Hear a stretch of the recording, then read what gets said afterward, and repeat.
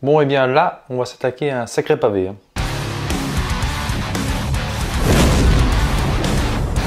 Bonjour à tous et bienvenue dans cette nouvelle vidéo. Aujourd'hui, je reviens sur la trilogie Le Seigneur des Anneaux, réalisée par Peter Jackson.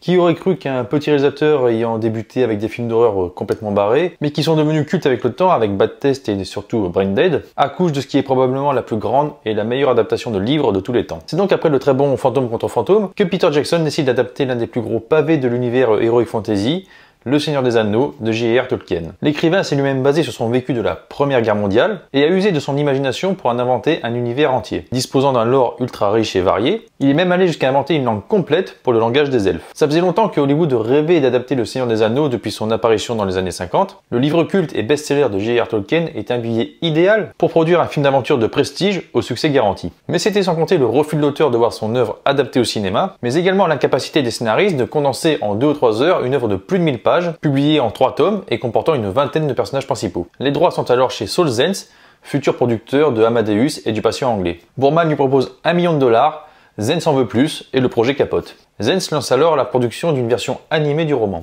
Le réalisateur Ralph Bakshi est choqué par l'idée de Boorman de condenser l'histoire et veut lui en faire une série de 2 ou 3 films. Ce sera le dessin animé qui, malgré des intentions louables, échoue sur bien des plans. Les 4 hobbits sont indistinguables les uns des autres, Gandalf ne s'exprime qu'en hurlant, Aragorn ressemble au concierge de mon lycée, et le Balrog porte des pantoufles. De plus, le film sort sous le titre Le Seigneur des Anneaux, mais ne couvre que la moitié des romans, s'arrêtant à mi-chemin du 2e tome. Bonjour la frustration. Et le film est un échec au box-office. Au début des années 80, il produit une adaptation en dessin animé de Sans queue ni tête du Retour du Roi, et c'est à peu près tout pendant 15 ans. Jusqu'au jour où Peter Jackson commence à s'intéresser aux livres cultes de son adolescence. Armé de son imagination, de sa ténacité et des solides appuis logistiques qu'il a mis en place avec ses compagnies Wingnut Films et Weta Ltd, il se lance dès 1995 dans une première mouture du script aux côtés de sa femme et collaboratrice Fran Walsh, avec qui il avait déjà été nominé aux Oscars pour Créatures Célestes. Alors Jackson, il sait très bien d'entrée qu'il est impossible de comprimer le roman fleuve de Tolkien en un seul film, et il paraît sur une construction de 2 épisodes d'un peu moins de 3 heures, intitulé The Fellowship of the Ring et The War of the Ring, le climax du premier volet ayant lieu après la bataille du gouffre de Helm. Malgré l'obligatoire réduction de l'histoire, le gros de l'intrigue est conservé en l'état. Saul Zaentz rencontre Jackson et sa femme, et leur enthousiasme le séduit, de la même manière que Boorman avait gagné la confiance de Tolkien 25 ans auparavant. Miramax est intéressé par le film et veut y investir $100 millions.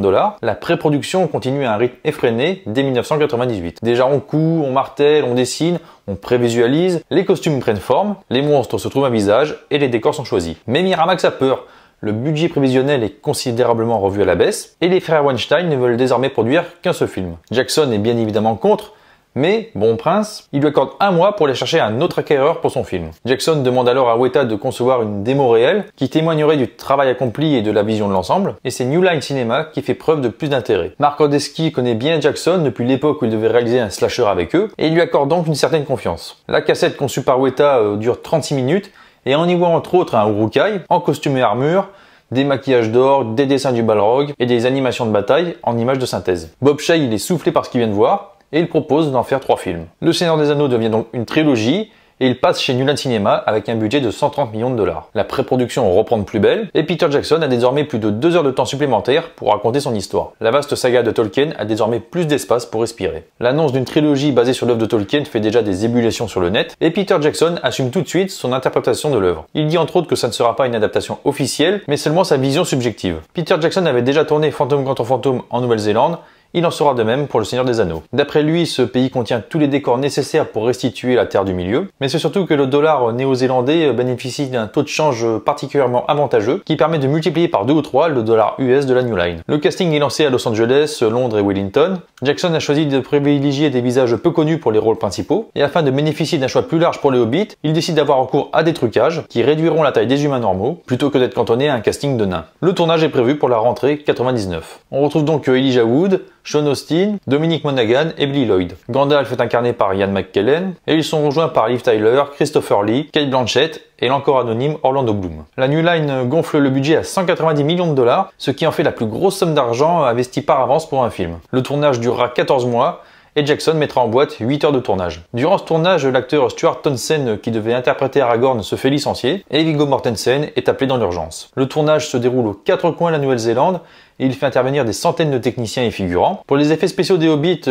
Jackson use aussi bien de l'incrustation de fond vert, mais également de techniques artisanales, à l'exemple de la perspective forcée, qui filme un Frodon à 6 mètres de la caméra par rapport à Ian McKellen en amorce, et qui donne ainsi l'illusion de la différence de taille. Peter Jackson a aussi recours simplement à des doublures, et il est décidé que Gollum sera créé en image de synthèse. C'est l'acteur Andy Serkis qui lui prête sa voix et ses mouvements, ainsi que son visage dans les flashbacks avant qu'il ne devienne un monstre. Et pour le choix du compositeur de la bande originale, Peter Jackson s'est tourné vers Howard Shore, l'homme derrière Seven notamment, ainsi que la plupart des Cronenberg. La sortie de la communauté de l'anneau marque la première étape dans l'aboutissement d'une longue épopée de plus de 6 ans pour Peter Jackson et son équipe. Alors est-ce que le résultat est à la hauteur du travail apporté? Je vais être franc, je n'ai jamais réussi à me plonger dans les livres de Tolkien. Il détaille trop chaque élément, chaque action, et je ne trouve pas d'utilité à cela, ce qui fait que je décroche rapidement. C'est donc sans avoir lu les livres que j'ai découvert la communauté de l'anneau au cinéma, et c'est avec ce film que j'ai découvert l'univers de l'écrivain. Peter Jackson nous plonge dans cet univers d'une telle manière que nous avons nous-mêmes l'impression de participer à une immense aventure, et en tout bon conteur qu'il est, Peter Jackson tourne chaque page de son récit pour nous, nous emmenant dans des contrées de plus en plus grandes et de plus en plus hostiles, et emplies de personnages qui apportent leur histoire, et de créatures en tout genre. Je pense que c'est même un atout de découvrir ce monde sans rien en connaître à l'avance, à la manière dont le font Frodon, Sam, Merry et Pipin. Le début du film dans la comté est vraiment superbe, les décors sont magnifiques, ce lieu respire le calme, la nature, la sérénité, la vie de rêve en somme, un lieu privé de tous les tourments du monde extérieur. Gandalf y fait allusion en disant qu'il est heureux que personne ne se soucie de l'existence des hobbits. Gandalf est pour moi le personnage le plus rassurant du film. Il est notre guide lorsque ça commence à se gâter. Sa présence donne une sensation de protection de par sa sagesse, sa connaissance de tout ce qui se trouve à l'extérieur, et le moment où il laisse les hobbits seuls est d'autant plus impactant dans la sensation de solitude ressentie par le spectateur. On se dit ça y est, le danger peut venir de toutes parts, et rien ni personne ne sera là pour nous défendre. Le premier danger rencontré n'est pas des moindres d'ailleurs. Les Nazgûl sont clairement les êtres les plus inquiétants du film. Leur design y est magnifique, d'une noirceur abyssale. Contrairement au film Le Hobbit et de la future série à venir, l'univers est certes féerique, mais ne tombe jamais dans la niaiserie d'un monde de Narnia par exemple. Les décors sont en grande partie naturels, les costumes réalistes, pas de filtre sur les visages, les acteurs ne ressemblent pas à des mannequins de gossip, mais à de vrais chevaliers qui ont passé leur vie en pleine nature, sales, mal rasés, leurs vêtements ne font pas cheap et ne donnent pas l'air de sortir d'un pressing. C'est ce qui fait que Le Seigneur des Anneaux reste une œuvre quand même très adulte. Il n'y a pas d'humour enfantin, pas de nains qui chantent en faisant la vaisselle, ce qui contribue à la cohérence et permet de happer le spectateur jusqu'à la fin. Lorsque les hobbits rencontrent les premiers hommes et les premiers elfes, on se rend compte que ça ne rigole pas. Le spectateur se sent comme un enfant entre les mains d'hommes de vrai. Sans avoir vu de combat, il sent que ces hommes-là ne rigolent pas, qu'ils ont des bouteilles, que le danger est vraiment présent, et que seuls sont l'unique espoir de survie des hobbits. Cette sensation, on la ressentait un peu avec le personnage de Mad Martigan, dans Willow, dont l'espoir de ce dernier ne reposait plus que sur ses épaules. Même si on n'avait pas vu combattre, les dialogues, le comportement, tout laissait à penser qu'il était un bon guerrier, malgré sa loufoquerie. On en a la confirmation lors du premier combat dans la taverne. On retrouve la même chose avec Aragorn, Boromir, Legolas et Gimli, la loufoquerie en moins bien sûr. On en a la confirmation lors du combat d'Aragorn contre les Nazgûl, ces êtres qui nous ont terrifiés juste avant, mais qu'il arrive tout seul à mettre en fuite. Cet héroïsme est évidemment mis pleinement en avant dans les mines de la Moria. Je crois qu'il s'agit de mon passage préféré de toute la trilogie. La communauté de l'anneau prend ici tout son sens. Le passage où Boromir referme la porte et il dit presque sereinement ils ont un troll des cavernes, que nous traduisons ici par nous allons vraiment en chier cette fois-ci, ça annonce tout de suite la couleur. Et effectivement, le combat qui s'ensuit est des plus épiques, alors que pourtant il ne s'agit que d'un troll des cavernes, le même genre de troll ridicule qui se fait à manger dans le Hobbit. Parfois je me demande ce qui a pris à Peter Jackson avec cette trilogie, parce que ce troll-là est d'une brutalité sans nom, et on peut dire qu'ils en chient pour en venir à bout. Après un combat d'une telle intensité, où on en a littéralement pris plein les yeux, on pourrait penser que c'est terminé, mais non. Le Balrog entre en scène, et quelle créature superbe, la plus belle des 3 films selon moi. Il donne lieu à la scène la plus iconique de tout le Seigneur des Anneaux, la chute de Gandalf, qui est également l'occasion de voir que Boromir est bien plus humain qu'on ne le pense, car il demande à ce qu'on accorde un moment aux hobbits qui sont tous dévastés par la perte du magicien. La dernière partie n'est pas la plus intéressante pour moi, avec l'arrivée chez les elfes et le sacrifice de Boromir, qui reste tout de même très beau, hein. Une des nombreuses morts de Sean Bean au cinéma, et cette fin sert plus de transition avec les 2 tours. Il n'y a rien acheté dans ce film, les acteurs sont tous très bons. Nous ressentons la perte mentale de Frodon, qui commence à être possédé par l'anneau. Sam est très attachant et protecteur malgré lui. Sa relation avec Frodon se forgera plus dans les suites, et deviendra pour moi la plus belle amitié du cinéma qui m'ait été donnée de voir. Ian McKellen, Sean Bean, Viggo Mortensen, ils sont tous parfaits, sans oublier le grand et l'immense Christopher Lee, dans le rôle du démoniaque Saruman. Les maquillages des orques sont tous superbes, toujours crédibles aujourd'hui, tout comme les effets spéciaux qui donnent sans trop en faire cette sensation de gigantisme. Il faut aussi mentionner la bande originale de Howard Shore, qui est juste un chef-d'œuvre.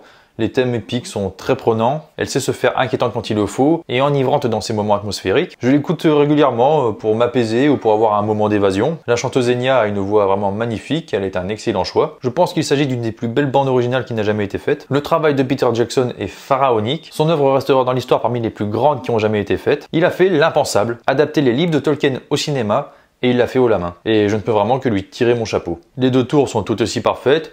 Le retour du roi, c'est l'apothéose. Mais ça, on en reparlera une prochaine fois. Voilà pour cette critique de la communauté de l'anneau. N'hésitez pas à me dire ce que vous en pensez en commentaire. Likez, partagez. Et moi, je vous dis à très bientôt pour de nouvelles chroniques. Salut à tous!